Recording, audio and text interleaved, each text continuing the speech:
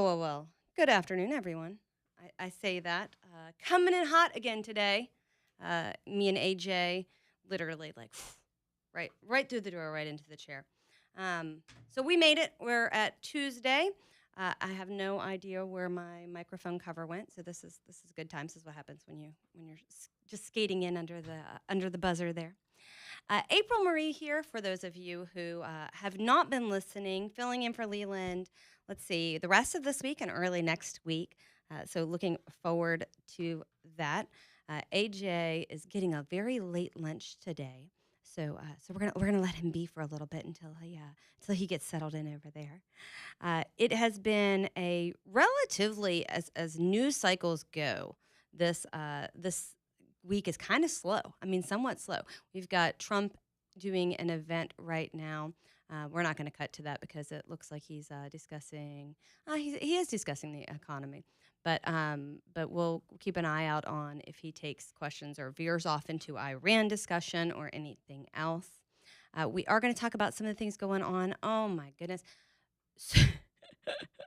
So, 1819 News. Well, yesterday while I was on air, Trump endorsed in the two South Alabama races. And I'm curious, there was polling on this throughout the primary and the primary runoff elections last cycle. But there was talk about how much does a Trump endorsement move voters. And for me, it doesn't really move me that much. And I think part of that is I've seen Trump make some what I would consider bad endorsements. I will, if it's somebody I'm familiar with, look them up. But for me, it's not make or break. It's not, oh, Trump endorsed, and I'm going to just whatever he says as if he had I'd mark the ballot exactly as Trump says. He made some good endorsements in Alabama this last time around. He endorsed John Wall. He actually endorsed John Wall before John Wall got in and committed to the race. And if you haven't seen John Wall's his election night video, I want to encourage you to do this. So, not because he really embraced the ridiculousness of Charlie the raccoon, and Charlie the raccoon was there on stage, but Andrew Sorrell did an introduction of Wall and talked about, one of the things we have a problem with in the state of Alabama is polling. And I feel like specifically being in the news, I was watching the polls come in, and there were so many bad polls that very clearly are like, who are you polling and what universe are you living in? But Andrew Sorrell talked about that, talked about, the polls you could trust, and their polls were totally different than others that were coming in. But one of those pollsters said, specifically, how much does this Trump endorsement matter to you? If it is make or break for you, I want to hear from you. And if you just don't care, love to hear from you too. 545-9950. But what happened is yesterday, Trump made a choice in both the CD1 and CD2 races that the lines were redrawn based on the Supreme Court hearing. Well, one of the candidates that didn't get endorsed released a video. I may send it to AJ for us to even play because it was a little extra. This was a guy who met his wife working for Trump. They both were, working for Trump, and he met his wife that way. David Matthews is his name. The story's actually up on 1819 News right now. And he releases this pretty emotional, I don't even know what to call it, response to the Trump endorsement that came out yesterday that wasn't him. And I had heard behind the scenes, there was talk behind the scenes that because this guy had worked on Trump's campaigns, because he had worked in the Trump administration, the first one and the second one, that there was possibly some talk behind the scenes about him trying to get the endorsement. David Matthews is his name. But what is interesting is not necessarily that Trump is endorsing in South Alabama, but this guy had a very emotional response. And I don't know if I'd have that. I don't know if you're trying to get the Trump endorsement, and Trump's been known to double up and endorse two people in one race. Did it in Arizona. I think he just did it in, I want to say, North Carolina. I need to double check that. But I don't know if you're trying to get his endorsement if an emotionally I'm trying to say how to phrase it. AJ, what do you say? What's the polite way to say a man who's acting a little too emotional? I could say the B word, but I don't think I could say that on the air. Yeah, he's you guys have to. I'm going to send it to AJ. We're going to play part of it because he had this emotional response. So that was breaking as I was coming into work that he released to this. We're going to talk about just some of the things going on a national level. More response to the Trump saying he's going to give 10 years to people who are out there pulling up and trying to destroy the reflecting pool over in Washington, D.C. So those things, again, on the national news, one of the things I've been surprised at, and I mentioned this yesterday, but there seems to be some kind of pile on, is this idea that Independence Day celebrations or 4th of July celebrations are partisan. And it's liberals pushing this. Like, how can we celebrate our independence when Trump has ICE out there arresting illegals? Well, very easily. You look around you. You be grateful for this nation. You've got to be grateful that there's law enforcement officers out there willing to risk their lives to get bad guys out of this country. You look at the whole system and you say our immigration system under Biden was an absolute terrible disaster. And you look and you just be grateful for what we have and who we are as a nation. When you celebrate Independence Day, you're not necessarily celebrating the president of the United States. That's not it. It's the country. It's the whole country as a whole. It's those who serve, those who have protected us, those who have fought for this. We have an incredible nation. And as we inch closer to our Independence Day celebrations, we're seeing more and more on the left try to make this partisan. It really ticks me off, is what it does. This idea that the flag is somehow now an inherent symbol of the right, or it's not. It's the American flag. So if you've got something to say, as so many leftists do these days, about what the flag means to you, and it means something that beyond what it is, then you're an idiot. I saw this. It was a survey of the households who have American flags in the partisan nature of it. You can usually go through a neighborhood and you can tell who lives in a home based on whether or not they have an American flag, if it's prominently displayed, what kind of condition it's in. That's sad to me. That's ridiculous to me. We shouldn't be able to do that. The American flag is a symbol for all. It's a symbol that if you're a freaking moron who wants to go out to the reflecting pool and cheer on algae, that you have the ability to do so. So long as you're not out there pulling it up, of course, pulling up the reflecting pool paint. But if you are out there, you have a right, a First Amendment right to do things people in other nations cannot do. Go to Gaza and try to compel people in Gaza to call you to use they them pronouns for you. Go ahead, try that. Go to Gaza and then talk about the leaders the way that people talk about President Trump or Vice President J.D. Vance or any of our leaders. There are a number of countries around the world. You're still not getting away with that.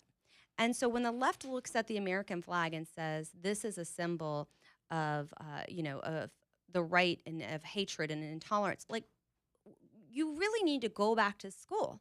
This goes back to our idea that the right, that the left has hijacked education, that the left has taken and poisoned the minds of so many young Americans that they really don't even understand the symbols. They don't, and we had a caller yesterday talk about understanding the national anthem, understanding the flag, understanding these Americana icons, and that they're not partisan. And I hate that the left is trying to make it so. I think that's ridiculous. I would love to see the voices on the left that disagree with me on everything still understand and proudly display their flag, because they get to exercise the rights that we have enshrined in our Constitution, our God-given rights that our Constitution protects. And this was something, we'll talk about a little later today, all the different people on the left weighing in on their intolerance to the Independence Day. All right, you all settled in over there, AJ? I am. I'm sorry. I came in speeding, trying to make sure, because I had got some lunch for coworker and for myself, and I was trying. And then on top of that, they forgot some stuff, so we were trying to scramble. So I apologize. That was a very entertaining from this side of the wall watching AJ get settled in over there. Yeah. Yeah. It's but we still got it done. Still got it done. You got it. All right. Well, we're with that. I'm going to just throw to a break a little early so that I can get unpacked and situated over here. Find a mic cover, all the things. I don't know. This is very entertaining. Discombobulated. So you know what this is? This is hazing. AJ's like, you were looking a little too settled your first 2 days here, and so we're gonna. Well, no, this was payback from yesterday. Yeah, yesterday I came in hot. I certainly did. All right, we're gonna take a quick break. When we come back, we'll jump right on into those top headlines. You guys hold tight.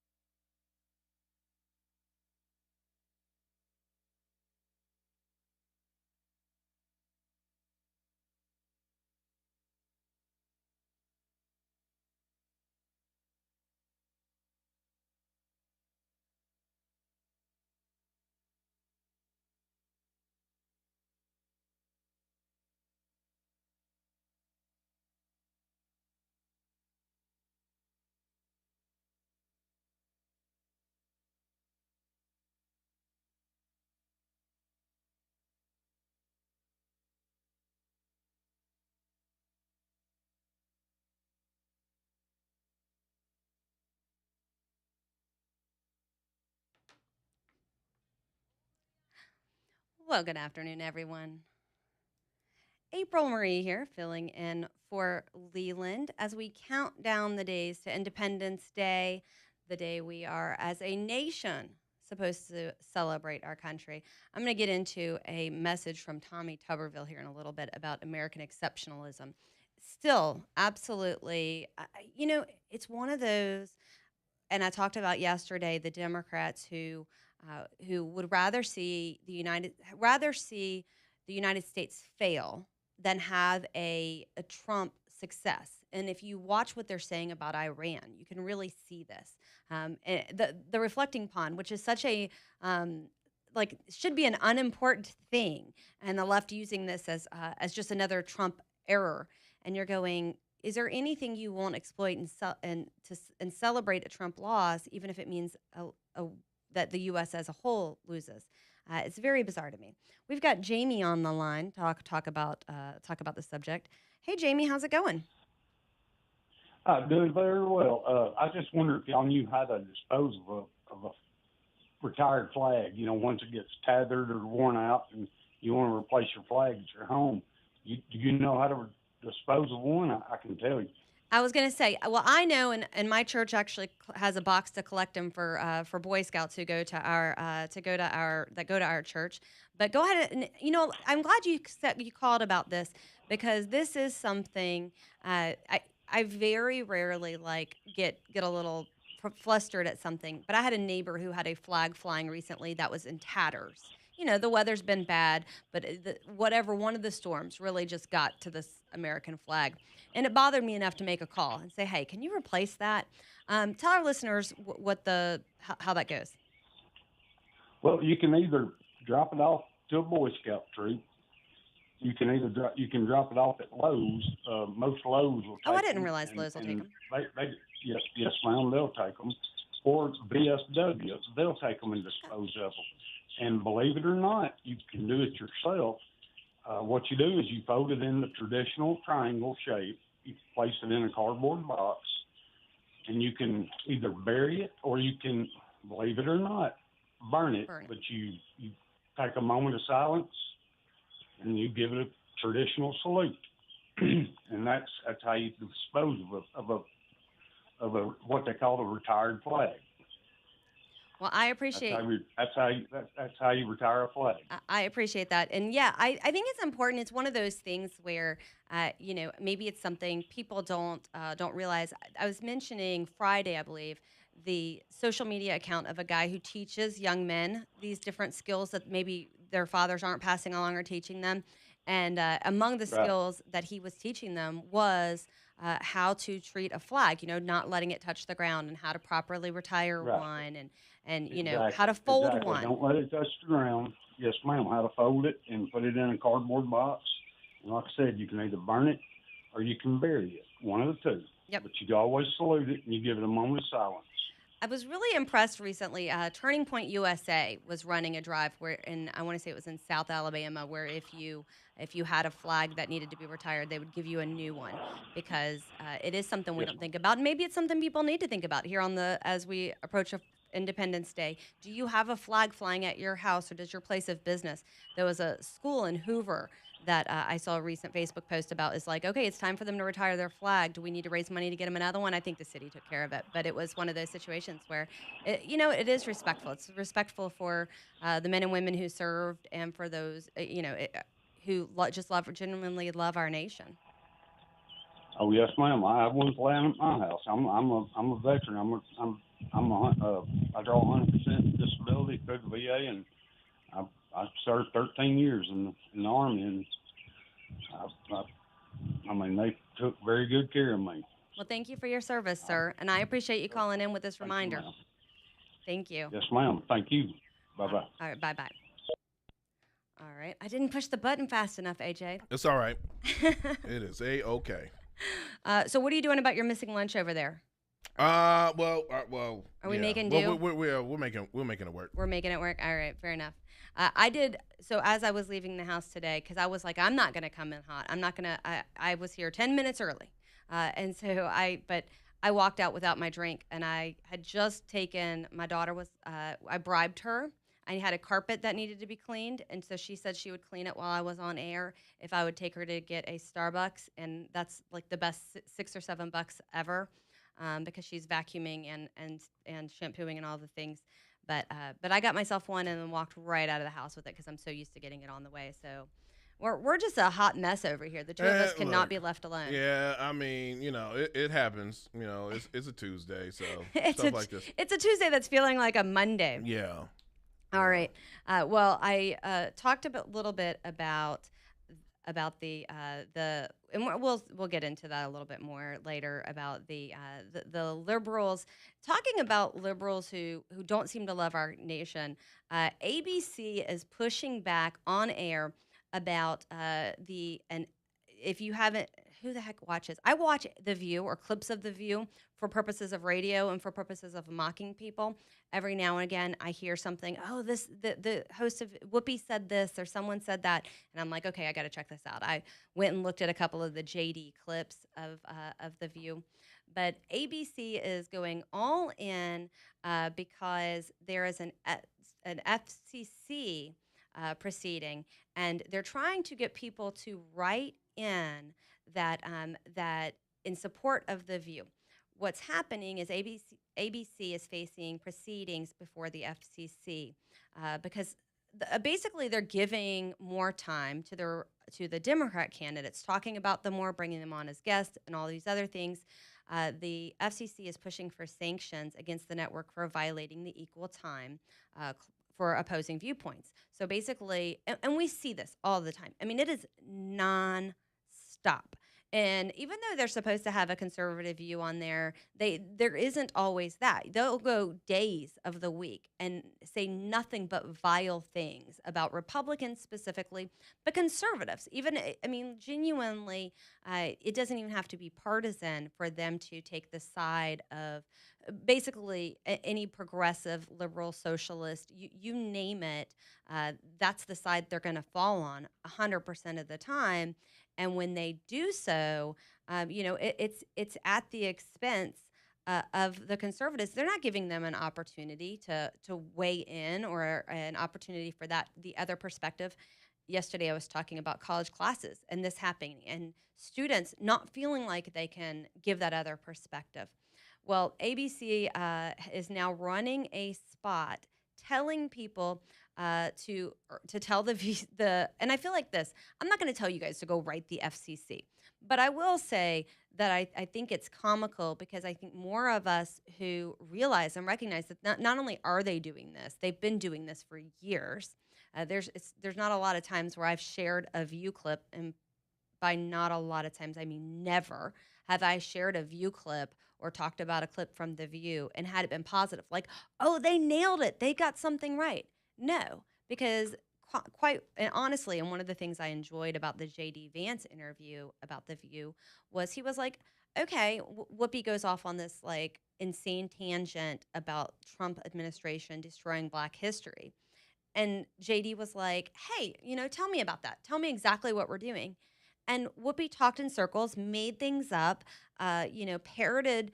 It's like this echo chamber where the furthest left liberals talk amongst themselves. The talking heads on these major networks talk amongst themselves, and then they start to believe one another, things that actually are not happening. We are not going through the Smithsonian museums and getting rid of all references to Black people. Now, what they have done is they've gone and gotten rid of the DEI stuff, the stuff that says the flag is racist, the stuff that says, all of one of my favorites was there was like a poster about what whiteness is, and it was like things like being on time, being respectful, showing up. It was crazy. You're not going to get that at The View. So they are now trying to seek this input. All right, I talked myself right into a break. We'll come back in just a minute. You're listening to Leland Live with April Murray.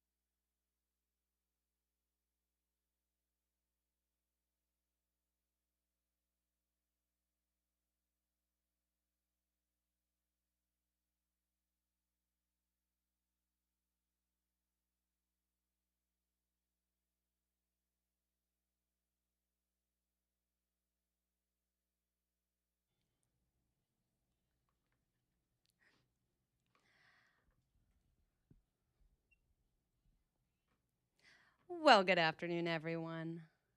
April Marie here. I'm giving Damien a hard time. I almost missed my play-in.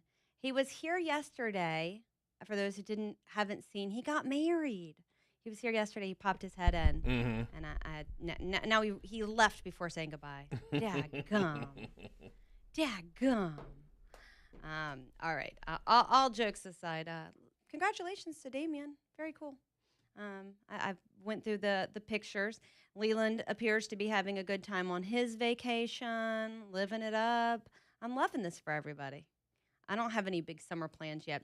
I will say that we decided as a family for our summer vacation, and I've dreaded doing this.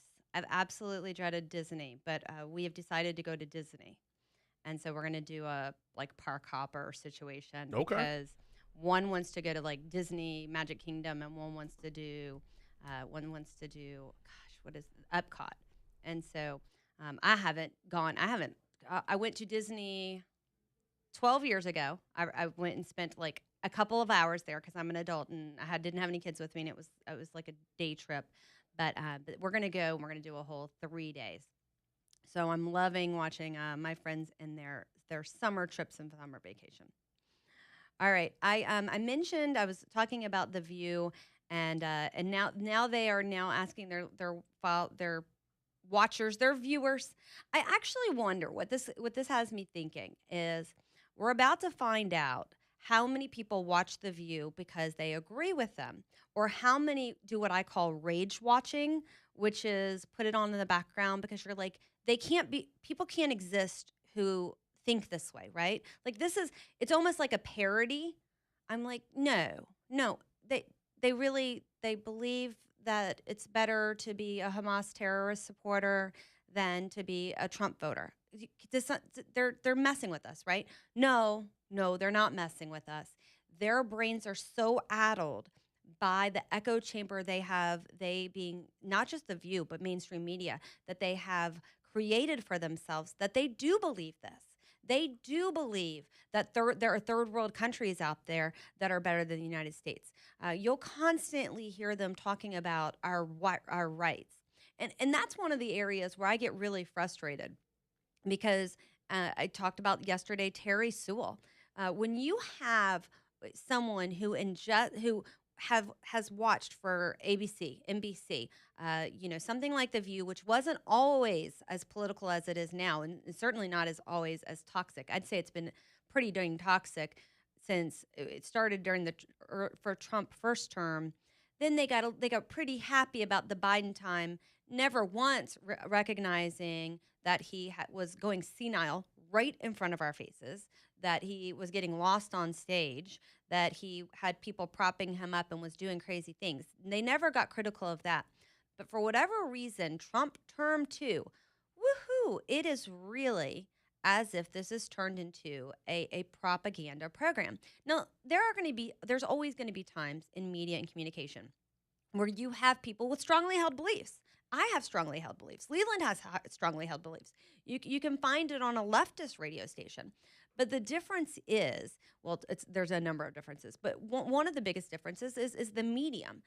When you have TV stations that entirely devote their time, all of their bandwidth to propaganda, and which no exaggeration at times veers into outright lies. And I'll say that about, when you're talking about redistricting and you're giving people the impression that something happened that didn't. The whole time that everything was going on with redistricting, the U.S. Supreme Court decision related to that, when Florida, Louisiana, Alabama started fighting back, if you were only getting your news from one of these stations, you would believe that the U.S. Supreme Court really has done something to undermine the vote of Black people, because that was their message. That was the message being said and told every day. The host themselves were saying it. The guests were saying it. There was no inserting the actual truth. There was no talking about it from a non-biased way. It was strictly, this is what's happening and who's being disenfranchised. We saw it with the Georgia elections. When Georgia moved to to secure their elections, and you see turnout increase. But if you'd have believed it just based on what you saw at late night host and The View and those a lot of those leftist shows, it was it was disenfranchising again, blacks and elderly and disabled. They were losing their voice, they were losing their vote. And what the FCC is saying is there's a reason we have the regulations we do. There's a reason we need there to be some equal time, because essentially what you're veering into and what we have these stations have become is full-time propaganda. And what a lot of people don't realize is there's a difference in news outlet mediums, right? What we're doing here is opinion. We'll tell you a news story, and then we'll give you our opinion on it. You can tell what's my opinion versus what's hard news if I'm reading a straight news story and then talking to you about it. There are people who it's happened so gently. 60 Minutes is a great example of this, where it went from hard news. We're going to give you the facts and let you determine on your own what you believe about this, to now the people who were at one point doing hard news, who were reporting what was going on in the day, they've all become editorial content. They've all become opinion content, completely biased. If you're turning on 99.5, you pretty much know what you're getting. You know what you're listening to. But there are generations of adults who, throughout their life, these mainstream channels were their go-to. And I'm sure you guys know it. Feel free to weigh in 545-9950 or on the text line. But the slow decline of news coverage, of actual hard news, tell it to you straight. And then there's a difference between what these shows, these late night shows, just where they spend their time, right? That's a form of entertainment. But they have long since, and it's been a while, but veered into straight up Democrat propaganda. Have you guys seen, and I know you've probably heard the clips here, but where it's almost as if, and I say it's almost as if someone sends out talking points in the morning, someone does.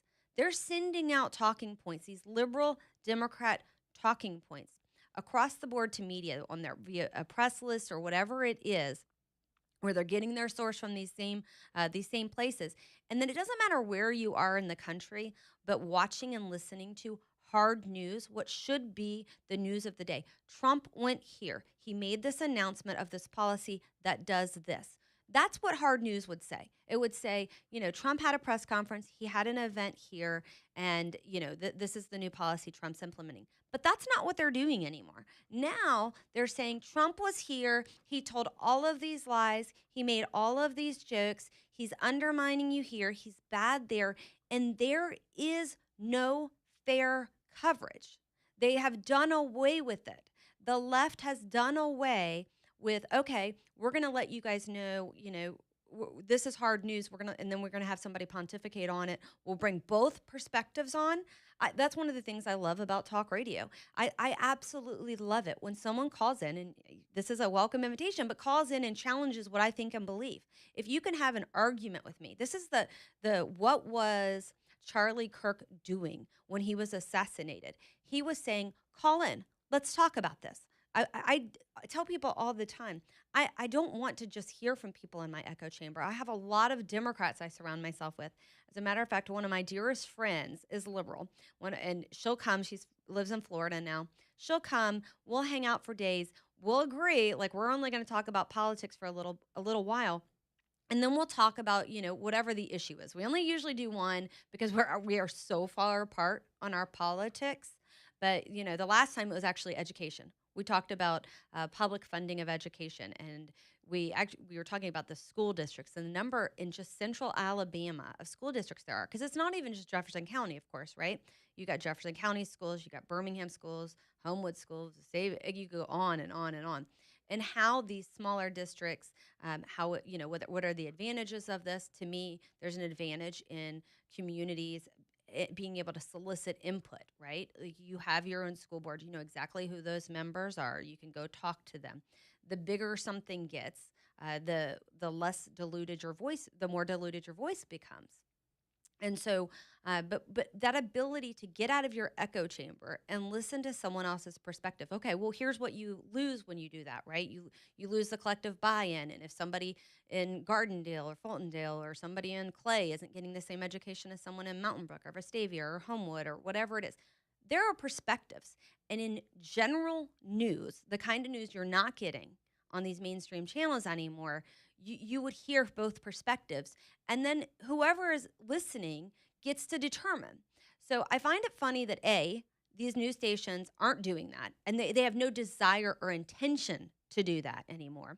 But now here we have them actively pressing against even the FCC coming in and saying there needs, if you're going to be news, if you're going to call yourself news, then you need to be doing a lot more of this equal time, a lot more of this both perspectives, not as extremism. So it will be interesting. And you can go back later after some of these public comments and see how many pros versus cons, because I would imagine that the View would be shocked to realize, of their dismal failing viewership numbers, how many of those are conservative talk radio hosts or conservative editorial column writers or whatever it is, rage watching to say, I cannot believe this is what's become the mainstream point of view. I cannot believe that this is what they're saying and doing out there because it's so ridiculous. So long shot by them. We're going to take a quick break. When we come back, we'll jump into some of today's other headlines. If you have thoughts on The View or even just the way mainstream media has gone these days and the echo chambers that they are, feel free to call in. We'll be back in just a second.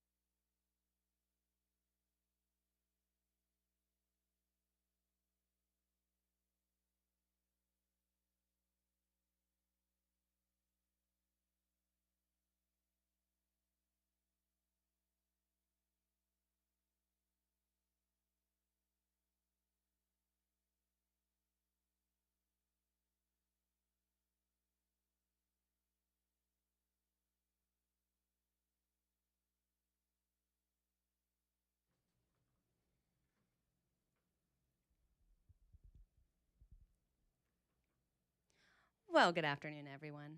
April Marie here, filling in for Leland. I'm trying to think. I just heard this song yesterday. That song was played. If I tell you where that song was played, you're gonna laugh with me. Uh, have you have you seen? You've probably not watched, but have you seen that there is a Netflix show on making the Dallas Cowboys cheerleader team? Well, yeah, it used to be on. It used to be a show. I think it was on TLC back in the day. It was kind of like these girls trying to get on the squad or something like that. I had no idea Yeah. it was such a thing. Yeah. But I decided there you go, a cheerleader from she's originally from Florida, then went to University of Alabama, and it turns out she became this sweet University of Alabama cheerleader. Reese is her name. Became like the most everyone's favorite of the Dallas Cowboys cheerleaders. And so I was like, okay, I do so much hard news. Like if you read my stories at 1819 News, I don't do features. I just don't. People will call me and they're like, I'm going to send you a press release about this, great thing we're doing. And I'm like, that's not on brand for me. On brand for me is like playing whack-a-mole with, all of the problem children, or the times that even the people I like are doing something wrong. And that's kind of my brand. But every now and again, I've decided I'm going to do something positive. So I'm going to write about this girl for an 1819 Features that was just released, this documentary.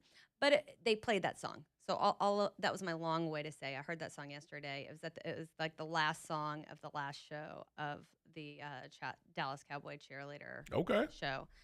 It's not as bad. I have if you're talking about the news, I consume a lot of news. And even when I'm not going to be on the radio, it's almost like a habit I can't get out of.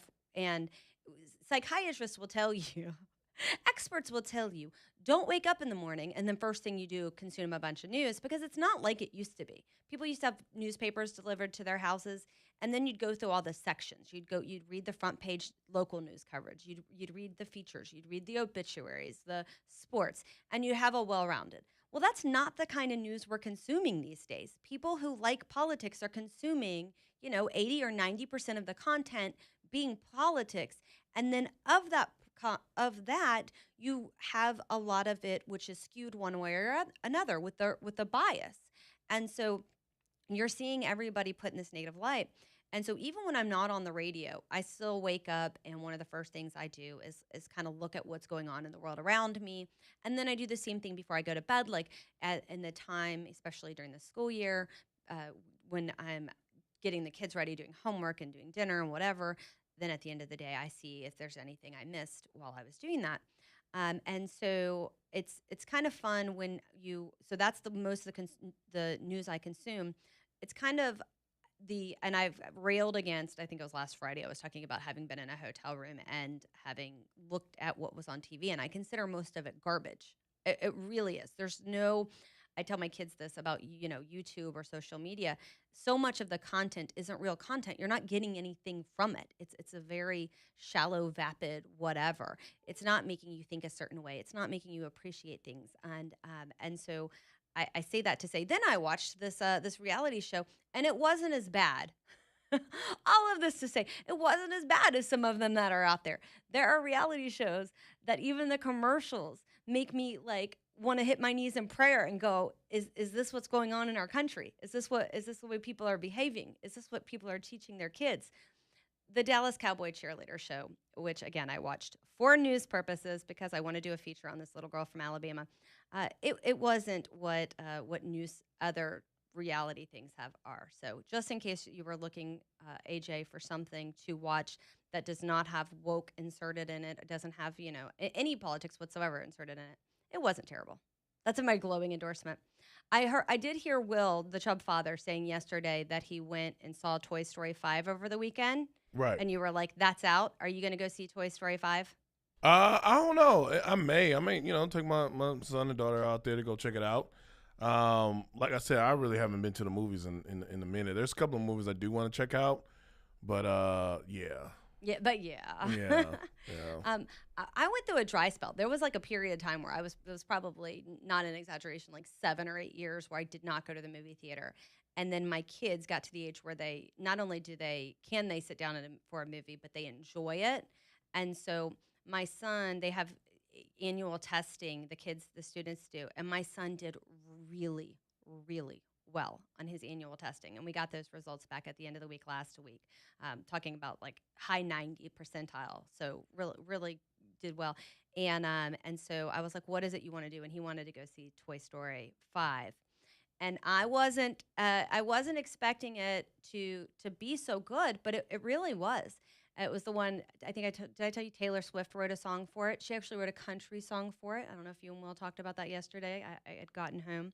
But for those who have kids and grandkids, I'm going to, it's actually a good topic starter in terms of kids playing with toys, which is what we want to encourage, of course, right? You want imagination play versus kids playing on tablets, and even worse, kids playing on tablets and bullying one another or coming across content that they shouldn't, all of the things.